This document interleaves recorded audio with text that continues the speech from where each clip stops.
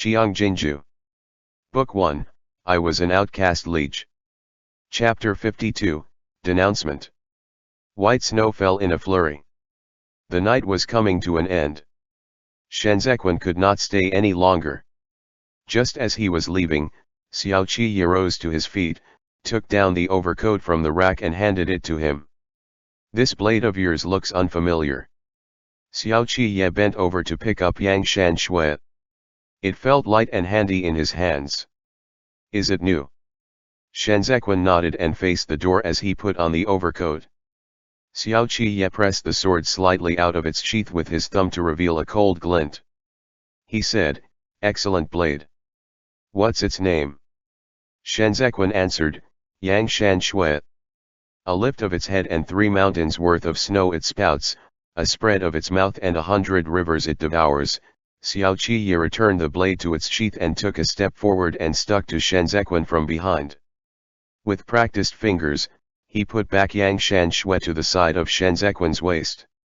He lowered his head slightly and said, "It's not only pretty, even its name is pretty." Shenzhequan abruptly looked back, but Xiao Qi beat him to it and grasped him by the waist to take him into his arms. "How are you going to look at me after leaving here today? However, I ought to be looking at you." Shenzhequan hurriedly turned his head back. It looked as if he was intimately rubbing their faces together. "If you can't handle it, you can always ask the second young master for help." Xiao Qi's fingers roughly obtained a measurement as he smiled and spoke. "Second young master Xiao can barely fend for himself." Shenzhequan said, "It's more likely for you to ask for my help." Xiao Qi released him and said, "You are much thinner than the last time. If my guess is right, you are still taking that medicine that can conceal your figure." Shenzhequan fastened his overcoat and said nothing. "Let me offer you a word of advice," Xiao Qi said, "that medicine hurts the body the more you take it. In a few years, it will wreck your body beyond repair." Shenzhequan sighed softly as he stopped by the door. "Your Shifu has sharp eyes. He met me only once and he could already tell just by looking." Xiao Qi said, "Are you that willing to go to such an extent just for these matters? My life and death hang in the balance at the mere whim of another, so naturally, I'd have to exercise caution in everything I do and pay due diligence everywhere I go." Shenzhequan's hands were ice cold. He said, "I've practiced the Ji clan boxing style for a long time. I wouldn't be able to deceive Ji Lei unless I resort to this." Xiao Qi said, "Ji Lei is already dead." Shenzhequan still smelled a little of wine as he said, "I've stopped taking the medicine." After Shenzhequan had left, Xiao Qi stood in the blizzard as he recalled Zoqiankai's words. "This medicine comes from the east. Once taken, a person can fake illness to pull the wool over the eyes of others. It's not a problem if it's taken once or twice, but it could cause serious consequences if it's continuously consumed for a long time. The damage is negligible if the toxin remains in the body for a short while, but eventually, it will act up in the future." "Act up?" Zoqiankai fixed his gaze on the teacup in his hand and said, "Toxin accumulates to become a malady that harms the body. If he doesn't take good care of it, he might be rendered invalid when the time comes." Xiao Qi raised his hand and let the windstorm blow away the lingering warmth on his palm. He reminisced back to that night when he thought he had almost melted Shenzhequan with his caresses, but it seemed that the warmth he gave Shenzhequan was merely fleeting. A beauty always gave off the illusion of fragility. Asterisk. With a bamboo hat on his head, Qiao Tianya drove the horse carriage and rushed towards Shenzhequan's old house on Donglong Street.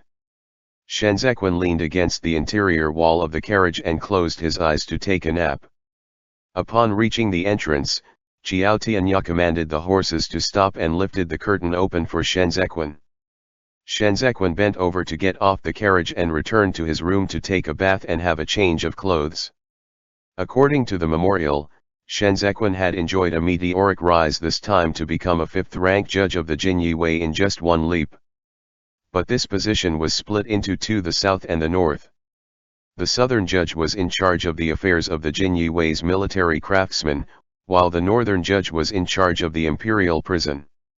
Liege put him in an important position with the intent to use him, but the civil officials of the Grand Secretariat all had their own misgivings and considerations. Because of Shen Zequin's background, they were not willing to let him take charge of the imperial prison.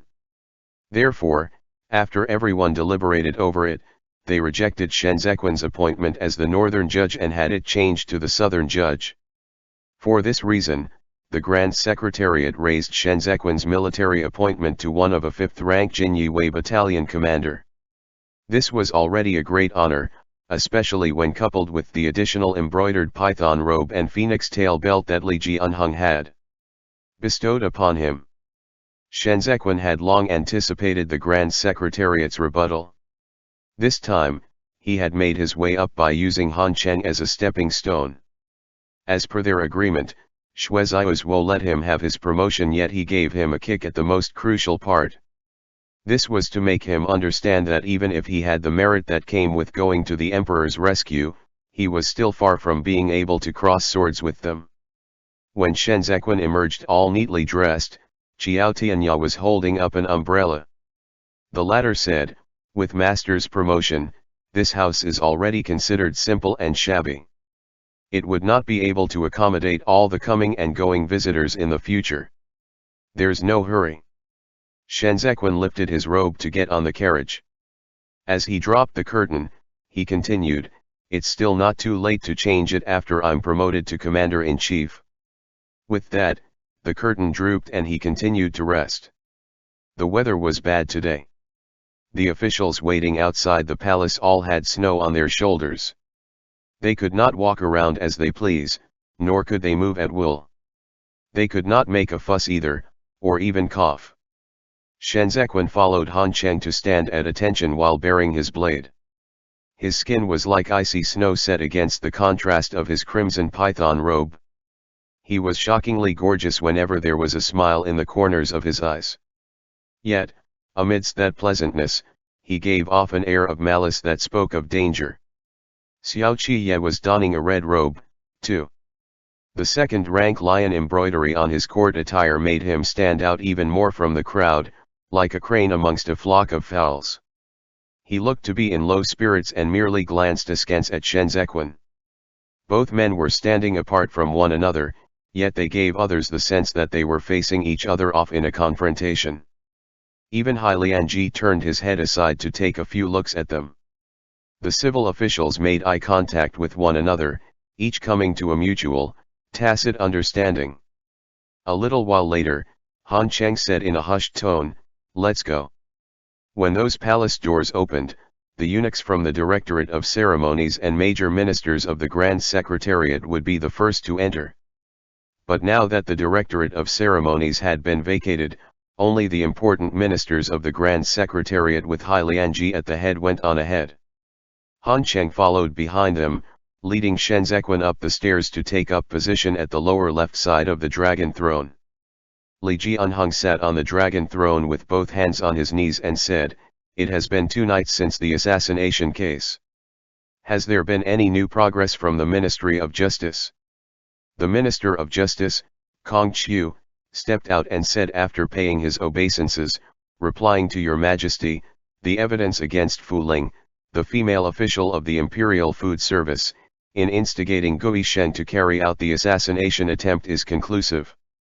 This subject will hand her over to the Court of Judicial Review for a retrial today." For some reason, Li Jianheng cast a glance at Xiao Qiye and turned back to continue asking, "Have you gotten to the bottom of why she did this?" Kong Qiu said, "Our investigations show that Fu Ling once broke the imperial plate of the Court of Imperial Entertainments in the palace. Consequently, this left a record in her file, and to work it off, the day she could leave the palace was put off to the indefinite future. She often told the others that her mother was already advanced in age and she wanted to leave the palace to wait upon her, but owing to the palace rules, she was unable to do so. She repeatedly bribed the former brush-holding director of the Directorate of Ceremonies, but it was a wasted effort, and she was cheated out of her entire life savings. And so, she got lost in despair and began to harbor the intent to exact revenge. This subject has a memorial to present. The Vice Minister of the Court of Judicial Review, Wei Huixing, was the second legitimate son of the 8 great clans Wei family. He was also the elder brother of imperial concubine Wei during Emperor Xian's reign. He stepped out and paid his obeisances. Liege said, "Your Excellency Wei, do speak." This subject has ascertained that the female official of the Imperial Food Service, Fu Ling, had an affair with Yuan Lu from the Imperial Army's judicial office in exchange for using the latter's influence. It was Yuan Lu who personally stepped forward to negotiate credit for the house where her mother lived. Without looking at anyone, Wei Huixing continued, "This case is presided over by the Ministry of Justice, and this matter concerns Your Majesty's safety. It cannot be dismissed as something unimportant. Yet, Minister Kong mentioned only half of the confession before Your Majesty. Is there something that cannot be said or someone who cannot be incriminated?" Kong Chiu turned his head to the side and said, "This matter is all mentioned in my memorial, so what deception is there to speak of? The morning court is an important venue for the discussion of governmental affairs. His Majesty asked if you have gotten to the bottom of it. Yet you were evasive before all the officials, focusing on what's favorable while skipping the damning statements." Wei Huixing raised his head. "Officials, upon entering service, should diligently and earnestly serve with utmost loyalty. The Imperial Court Hall is by no means a place to condone corruption and abet corrupted officials. What are you afraid of? If you don't dare to voice it in the person's presence, then I'll say it.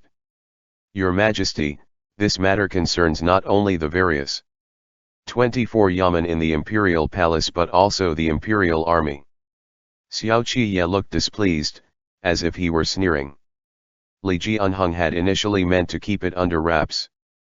But now, it would not do for him to continue fooling the others. After hesitating for a long time, he said, "Xian, what do you have to say to this?" Xiao Qiye said, "The Imperial Army has 20,000 men on its payroll. This subject can check their household registers one at a time but not all of their personal affairs one by one. This time, I'm at fault for being negligent in my supervision of my men. Your Majesty may punish the subject as Your Majesty deemed fit." Li Jianheng wanted to open his mouth to say a word, but before he could do so, Wei Huixing kowtowed first and said, "Viceroy Xiao, why aren't you telling the truth before His Majesty either? It's indeed true that it's not easy to probe into the personal affairs of the 20,000 men in the Imperial Army. But that Yuan Lu doesn't have a common relationship with you at all. So how can you feign ignorance, too?" Shen Zequin looked over. "There are too many people who have special relationships with me." Xiao Qiye swept a glance at Shen Zequin and smiled without a care. "But with a beauty in my arms, I'd be blind to bed an old fellow. That Yuan Lu is old enough to be your father. Your Excellency Wei, never mind if you don't have any proof or evidence, but why go to this extent to bring such a false charge against the Xiao Xian?" Hai Lianji gave a slight cough and said, "Please watch your language on the Imperial Court, Viceroy. His Majesty is fully aware of the kind of crude man that I am. This one has never needed to put on false pretenses here. Xiao Qiye was a tyrant when he played the scoundrel. He did not even show any respect to Hai Lianji. You want to investigate the Imperial Army, sure, no issues. To steer clear of suspicion, I'll hand over my authority token and let the various excellencies investigate. But if you want to pin that groundless, trumped-up charge on me, then forget it, I won't plead guilty. Such vulgar language. Acting all rebellious before His Majesty. The Xiao clan sure has produced a good son." Wei Huixing took out a memorial from his sleeve. "The Viceroy says I've no evidence or proof, but as an official of the Court of Judicial Review, how would I dare to say so if that's the case?" Xiao Jiming, who had been listening without moving all this while, slightly raised his head to look at Wei Huixing, wanting to see what evidence the latter could have. Wei Huixing said, "Yuan Lu was originally a squad commander of the Imperial Army. It was the viceroy who personally promoted him to be a vice judge. Not 2 years later, the viceroy promoted him again into the position of a judge. I'd like to ask the viceroy. These few years, the imperial army had no important duties. So, on what grounds does he get to be promoted again and again? Xiao Qi sneered and said, he's already at that age. Although he has no merits to speak of, he has committed no grave errors. The imperial army has been mass recruiting rookies in recent years. Yuan Lu isn't the only long-serving staff that I promoted on account of old ties. Why doesn't Your Excellency Wei list them all out clearly and count them all among my personal affairs? Isn't the viceroy's words the law in the imperial army in recent years? Wei Huixing said unhurriedly. The one each of them pledged loyalty to is the Xiao clan, not His Majesty, isn't it? His words were laced with double layers of meaning in itself. It referred to Xiao Qi, but it also implicated Xiao Jiming. As expected, Xiao Qi lost it. He exclaimed, keep the discussion to the topic at hand. Stop fucking bringing in the Xiao clan at every chance you get. This Xiao Xian followed His Majesty to the position I am at now. I'm not like Your Excellency Wei, who is born with a silver spoon in his mouth and with his path to officialdom all smoothly paved out for him. It was only when Wei Huixing saw Xiao Qi losing his temper that he opened the memorial and said, the viceroy went drinking with others before the new year. During the feast, Yuan Lu gifted you a large sum of money. Does the viceroy admit to this? Even Liege was stunned the moment this word was spoken. He clenched his fist and said nothing further.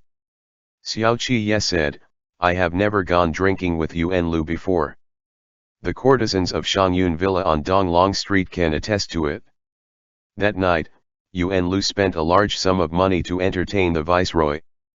The viceroy got drunk during the feast and Yuan Lu gifted you a basket of golden peaches. Wei Huixing said, does the viceroy still not admit it? Xiao Qi said, I'll just ask you. Yuan Lu is a minor 6th grade official. Where on earth would he get the golden peaches to gift? That's something we will have to ask the viceroy. Wei Huixing finally took out his killing move. He said, the same time Yuan Lu got the house on credit for Fuling, he also got 3 street-facing houses on Donglong Street on credit. I have ascertained that he acted upon the viceroy's written instructions at that time. In recent years, the Imperial Army first carried out repairs on its barracks, then expanded the military drill grounds on Mount Feng. Where did all the money for these come from? Wasn't it the viceroy who used his position in the Imperial Army to obtain it illegally from the broker? Yuan Lu was the one who handled and completed this matter for you. And now that Yuan Lu has instigated Fu Ling to assassinate His Majesty, do you dare to say that it has nothing to do with you? Xiao Qi did not answer. Fu Lin the right censor-in-chief Chief Surveillance Bureau, stepped out and said, this subject also has a memorial to submit. For some reason, Li Jianheng's fingertips were trembling violently. He commanded, speak. Fu Lin said, this subject wants to bring charges against the Viceroy of the Imperial Army today. According to the law, before the joint trial by the 3 judicial offices concludes, no irrelevant person is allowed to enter the torture prison to visit major criminals unless he has His Majesty's imperial edict. Yet, the Viceroy acted on his own initiative and went to the torture prison yesterday without an imperial edict and made no report of it afterward. Xiao Qi's expression grew more and more somber. The moment the Viceroy left the torture prison, Fu Ling's mother died. Fu Lin kowtowed. As for what happened in between, I'd like to ask the Viceroy to give a clear account of it in His Majesty's presence. Xiao Qi said, both of you are really taking action at the same time, huh? Such coincidence. Don't dodge the topic, Viceroy. Wei Huixing said coldly, I'd advise you to explain yourself at the earliest opportunity. He who wants to incriminate a man will always trump up a charge against him. As if surrounded in a trap, Xiao Qi fell silent for a moment, then said to Li Jianheng, I've never done any of the things they were saying. I'll let His Majesty make the judgment tonight. Under such a tense, anxious atmosphere, Liege clenched his knees until they were soaked with sweat. He looked at Xiao Qiye too, then suddenly asked, "How do you explain those written instructions?" Xiao Qiye lowered his gaze and said with a false smile, "This subject has never written such a thing." Liege stood up in an instant. He took a few steps forward impatiently and demanded, "Let me see." Wei Huixing handed over the item. Liege flipped through it for a moment and suddenly began to tremble. His lips quivered. "Isn't this your handwriting?"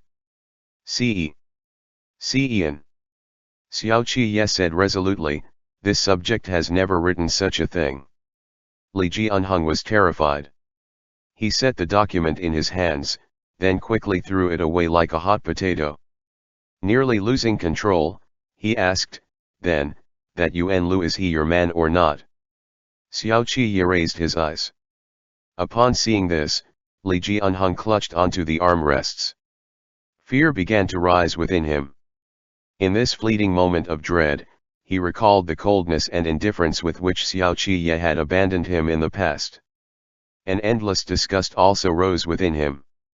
As if he was swatting away something terrifying, he said with all of his might, "Strip him of his authority token first." Xiao Qiye said, "This subject." Wei Huixing straightened up and bellowed, "If he dares to disobey, we can detain him right here according to the laws." Xiao Qiye stared at Wei Huixing before he looked at Liege. He said in an aloof voice, "It is fine to detain the Xiao Xian, but there must be an acceptable allegation." Liege felt that he had misplaced his trust. Caught in the crossfire that was taking place in the imperial court, he was already inclined to believe the others. And now, seeing the way Xiao Qiye was acting caused his fury to momentarily get the better of him. He reprimanded in a stern voice, "Kneel. Zhen will take away your authority token today without fail." Xiao Qiye had yet to move. But Liege could no longer contain his rage and barked, "Zhen command you to kneel." End chapter. Qiang Jin Jiu. Book 1, I Was an Outcast Liege. Chapter 53, Search Warrant. The imperial court was so solemn and quiet that one could even hear the drop of a pin. Xiao Qiye's eyes gradually dimmed as he removed his own authority token.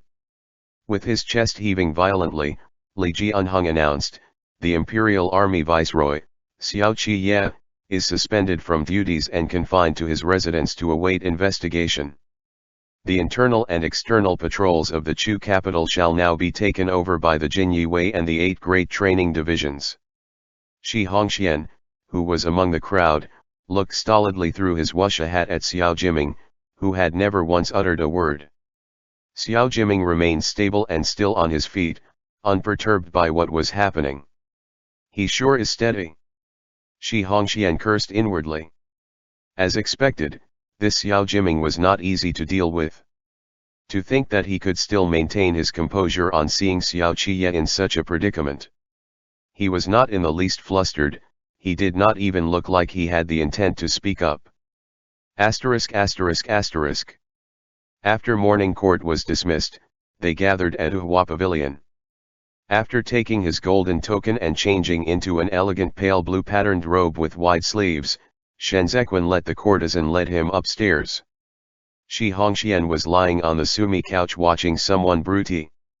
Upon seeing him entered, Shi Hongxian laughed out loud and said, "Lanzhou, that was such a delight today. Ever since the hunting ground incident, second young master Xiao has been overshadowing me in every matter. This payback feels so gratifying." Shenzequan took his seat and said, "Using Fu Linye was a good move. I never thought you could even take him under you. What do you think the Fu clan was in the past? They were cow dung collectors outside the city gates of Chun City. If not for our old master's appreciation of talent and assistance in helping them to break free of their original family registration, their Fu clan would still be herding cattle today." Shi Hongxian accepted the tea the maidservant presented to him and sampled a few mouthfuls before continuing, But what a waste of the trap, Elder Wei had said. Xiao Jiming didn't take the bait. Suppressing second young master Xiao is already a challenge. Shen Zequan tasted the tea and said, I'm afraid the loss will far outweigh the gain if you touch Xiao Jiming now. The best policy is to follow up on our victory and press home the attack. If we don't fight now, then what are we waiting for? Shi Hongxian raised his hand to dismiss the maidservant. He straightened up in his seat. Even if we can only make Xiao Jiming suffer a small loss in Chu capital, it would still be a chink in their armor. I thought your intent was the Chu capital. I didn't think you would already be thinking of eyeing the outskirts for a fight even before your foundation is stable. Shen Zequan said, the 8 great training divisions have yet to get a firm grip on power. You'll most likely tumble and suffer a setback if you skip over second young master Xiao now. Shi Hongxian set aside the teacup and asked, then, in your opinion, what else should we do? You said it earlier. Shen Zequan smiled. The best policy is to follow up on victory and press home the attack. Shi Hongxian pondered it for a moment and said, our move today has already caused second young master Xiao to lose the emperor's confidence and trust in him. Even his authority token was removed, making it impermissible for him to move about before the start of spring. However, he has been friends with the emperor for many years after all. It is impossible to take him down with just this incident alone. As long as second young master Xiao is still the viceroy of the imperial army, authority over patrolling the Chu capital will still fall back into his hands. Did you all go through so much trouble with me just to get temporary authority of the 8 great training divisions to play around with for a month or two, before returning it to him with your thanks? Shen Zequan said, you've dealt second young master Xiao a blow this time. But once he bounces back after spring, how are you going to face his counterattack? Shi Hongxian spread his folding fan open and fanned himself with it a few times before saying, what else can we do? We definitely won't be able to knock him down now. You can't. But you can wear him down. Shen Zequan was not fond of drinking strong tea, so he did not touch it again after tasting it. He continued, His Majesty is already suspicious of him, and his suspicion in the days to come will not be lower than this. This is the time for you to act. I have neither talent nor merit. Shi Hongxian smiled and said, so how can I be compared to him? There's no need for you to be so humble. Shen Zequan tapped on the tabletop. The tunes in the Suhua Pavilion are unconventional and original. Even His Majesty, who is used to fooling around in red light districts, would find it a breath of fresh air. Second young master Shi, do you still feel that you can't be compared to second young master Xiao when it comes to play around? Leaving aside Secretariat Elder for now, even if I play around, there's no way for me to play my way up to the second young master Xiao's position. Shi Hongxian said, you must have a trick up your sleeve, don't you? After Shueziaozuo entered the Court of Judicial Review, all he has been handling one after another are major cases. But he is, after all, just one man. When it comes to talent and fame, he is also outdone by Yao Wenyu, who roams free and unfettered over the lands. If he wants to go further now to prepare for his entry into the Grand Secretariat in advance, then he needs someone to exalt him. Shen Zequan drew a small circle on the tabletop with his fingertip. You stood in the forefront before the students of the Imperial Academy last time and left behind a good impression. Isn't this just perfect for you to do Shueziaozuo a favor? Lately, Secretariat Elder Hai has also been thinking of setting up an Imperial Academy. From here, Shueziaozuo would be able to choose his soldiers and generals. Expand manpower to make waves. Shi Hongxian turned it over in his mind and said, but Yanqing has his own men. Why must he go to the Imperial Academy? To deal with second young master Xiao, there is a need to bury the hatchet with the other clans and join forces to strike a blow at the enemy. But the Yao clan isn't willing. Think about it. The position of the Yao clan in the hearts of the literati is like a boulder. Never mind if they aren't willing to work with you. The fear is that they will turn around and act in cahoots with second young master Xiao. If that's the case, why not kick the Yao clan out as early as possible and leave the position to someone competent enough to be up to the task? Shi Hongxian unexpectedly laughed and said, "You were born in Zongbo, so you don't understand the origins of the 8 great clans. Even if the Yao clan isn't willing to join in, we absolutely cannot kick them out. Because there's no way to kick them out at all. Think back to the heyday of the Yao clan and survey the imperial court. There was no place for the Shi clan." Shenzequan took out his handkerchief to wipe the water droplets. "I know about the noble clan's origin, but I'm asking you to hold down the Yao clan. With the current situation, we can no longer allow another group to take action. Second young master Shi, he who hesitates is lost." Shi Hongxian did not dare to take the decision by himself alone. Thus, he said, "We'll discuss this again. Let me think about it." ******. Xiao Qiye was in the midst of sharpening his blade. He wiped down his longly blade carefully, leaving not a stain of dust on it. Zhao Hui handed Lu Guangbai a cup of tea and asked, "Is the second young master wiping the blade over and over again to hack someone?" Lu Guangbai laughed as he drank his tea. "The way things are today, it wouldn't be easy for him to go venturing outdoors, right? Jimming, did you get a clear look? I thought this lad was going to cry when he removed his token earlier. It was a rare sight." Xiao Jimming smiled, too. To think that there would come a day where the brat can't vent his anger. "Who are you bad-mouthing?"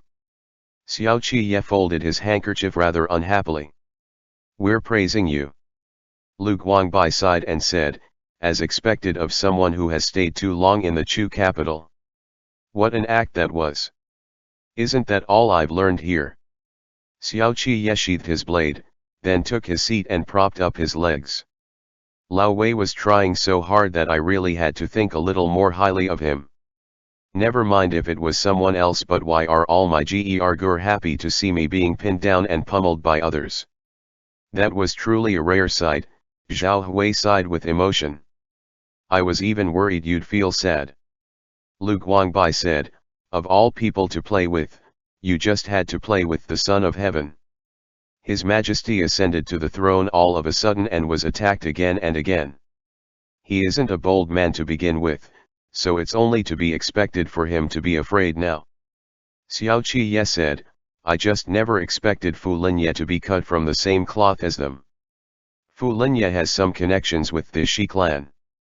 But he's still not that far gone to be the noble clan's lackey." Xiao Jimming said, "He's most likely thinking of seizing the opportunity to win His Majesty's favor as well as Wei Huixing's by impeaching you. You pushed Wei Huixing pretty hard too, and make him take out his last trump card." Lu Guangbai said, "Now that he has taken it out, we can fight back. Wei Huixing has been around for so long and yet he has never been able to enter the Grand Secretariat. This definitely has to do with this person's temperament." Xiao Qiye thought for a moment. Although Hua Saiqian used him when he was still alive, he disdained him a lot. Now that Secretariat elder Hai is fearful of the noble clans taking over the Grand Secretariat, he's also holding him back without letting him get promoted. He bears a grudge. If he wants to fight it out with Secretariat elder Hai, then he has to join forces with Shi Hongxian and storm through the enemy ranks for them. He wants to cross this threshold that has been holding him back for more than 10 years. I only need to flinch back a little this time, and he would definitely keep up his pursuit and take out that last memorial. This is a matter of utmost importance. Even if the evidence was forged, he would still do a pretty realistic job of it." Xiao Jimming said, "He started from the Imperial Army's accounts, knowing that Hai Lianji is so particularly nervous about the disbursement of military funds after the Hua faction incident that he would not tolerate anything objectionable when it comes to this matter. The Chief Surveillance Bureau will come to investigate you during these few days. They can't let Fu Linye investigate it alone. They will have to pick someone impartial from the Chief Surveillance Bureau or among officials with the authority to carry out audits to conduct the investigation together. Most likely, someone from the Jinyi Wei will coordinate with Fu Linye to investigate. Zhao Hui paused. After all, this is an assassination case. Jinyi Wei, Lu Guangbai looked towards Xiao Qiye. We are not only without a helper in the Jinyi Wei, they are even full of our enemies. Ah yeah, you're going to take a beating for real this time. Xiao Qiye gave a somewhat wicked laugh and said. Jinyi Wei, huh. I'm on familiar terms with one. Asterisk asterisk asterisk. A few days later, the Chief Surveillance Bureau started their investigation of the Imperial Army's accounts. Before Fu Linye set off, he saw Shen Zequan, who was coordinating with him to audit the accounts. Knowing that this man was a current favorite of His Majesty recently, he did not dare slight him and thus, got someone to serve up excellent tea first. Shen Zequan drank a few mouthfuls and said mildly, "It's my first time on the job, so I'll have to trouble your Excellency Fu to guide me on this trip." Fu Linye regarded him as one of the noble clans, but he still had some fear of him in spite of how amiable he was. Therefore, he merely replied, "I'm not worthy enough to provide guidance, so I'll have to trouble your Excellency to make this trip with me. The Imperial Army is as impenetrable as a metal bucket. I'm afraid there will be many accounts that are both authentic and fabricated. When the time comes, I'd like to ask of your Excellency to do a thorough search." As for who and where to search, Fu Linye spoke not a word about it. He did not want to throw in with the noble clans and offend Liege, and he had no wish to throw in with Liege and step on the noble clan's toes either. He had always been a fence-sitter who observed the direction of the wind and went whichever way the wind blew. But he knew that he had severely offended Xiao Qiye this time. They were bound to make things hard for him when he went to check the accounts. Who didn't know how much of a hooligan the second young master Xiao was? Searching his residence would only be adding fuel to the fire. So, he was unwilling to be on the forefront by himself alone this time around. He would shove Shen Zequan out and let Shen Zequan conduct the search, all to let Shen Zequan be the foot soldier. Shen Zequan readily accepted it. On seeing this, Fu Linye's fear of him receded and instead, he saw him as a novice. Everyone split up and went about their ways. Fu Linye headed for the Imperial Army's office compound, while Shen Zequan went to the Prince of Libei's residence. He was still far from arriving when Ding Tao, who was sprawled on the rooftop, saw him. He sighed and said, "How can he be like this?" Gu Jin asked, "What do you mean by like this or like that?" Ding Tao hemmed and hawed. "So," Gu Jin said, "you are referring to how he's on good terms with second young master and yet still helps others investigate second young master like this?" Ding Tao interrupted. "They aren't on your average good term. They are such men." Gu Jin twisted the wine bag open. "You will understand when you grow up. Everyone is like this. Embracing together is a domestic affair done inside the house, but everything else that happens once you put on your clothes and step out of the door are public affairs that stay out there. You cannot talk about them in the same breath. Don't jot this down." Shen Zequan came to the door where Zhao Hui and Chen Yang greeted him. With Zhao Hui on military appointment, Shen Zequan was instead the one who had to pay his obeisances to him. "The heir apparent's courtyard is in the north," Zhao Hui said to Shen Zequan. "It mostly houses Libei's military affairs." Shen Zequan replied tactfully, "The purpose of this humble official's trip here today is to investigate the second young master. It has nothing to do with Libe." Understanding that he did not come here for the specific purpose of creating trouble, Zhao Hui nodded and signaled to Chen Yang with his eyes. Chen Yang stepped forth and said as he led the way, "The second young master's courtyard is in the east. May I trouble your Excellency and the various Jinyi Wei brothers to follow me?" Shen Zequan bowed to Zhao Hui and followed after Chen Yang. Xiao Qiye's courtyard was large. Going by the structure's size, it even surpassed the heir apparent's courtyard, but Xiao Fangxiu was already too lazy to change it back then, and the brothers themselves did not mind. Moreover, it had been Xiao Qiye who was staying here all along. After he took up office as the Imperial Army's viceroy, he hardly returned. Most of the time, he rested in that small residence near the Imperial Army office. When Shenzhequan saw him, he was fishing by the pond with a woven raincoat draped over him. "Your Excellency the judge is so early." Xiao Qiye held the pole. "Have you taken your breakfast?" "I've eaten back at the Chief Surveillance Bureau." Shenzhequan said, "The Viceroy sure has such refined taste for leisure. I'm just an idler placed on suspension. How can I be compared with your Excellency the Judge?" Xiao Qiye shook his pole. "To search my courtyard, you must show me the search warrant first. All of us are old hands who often run assignments in the Chu capital." Shenzhequan said unhurriedly, "It's very strange for the Viceroy to obstruct me in a huff. Let me verify the document." Xiao Qiye stood up and tossed away the fishing pole. "It doesn't please me to let you enter my courtyard without seeing the warrant." On seeing the situation, the censor from the Chief Surveillance Bureau who was tagging along hurriedly stepped forth to mediate and pacify both sides. "It's all right. Everything is all right. Viceroy Xiao, please wait a moment. Your Excellency the Judge, please don't take offense either. The Jinyue know better than anyone else that things should be done in proper order." Xiao Qiye moved closer and rebuked him coldly, "Have you still not learned of this after all this time since your release from the Temple of Penitence?" Shenzhequan looked at him and said, "The tiger that ends up on the flatlands would be insulted by dogs. Whether a wild dog like me gives you the document today or not, you'd still have to welcome it all with a smile."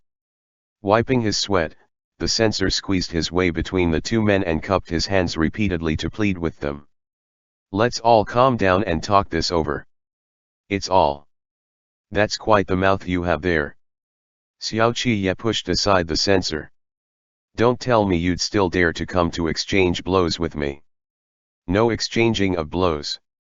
You mustn't fight." The censor craned his neck to shout. "We have the search warrant. Please take a look, Viceroy. We have to search the compound, too." "Judge, please wait. Let's just talk this over. Calm down. Why do ya all gots too anxious fo?" In his moment of anxiety, this censor had even lapsed back into his local dialect. End chapter.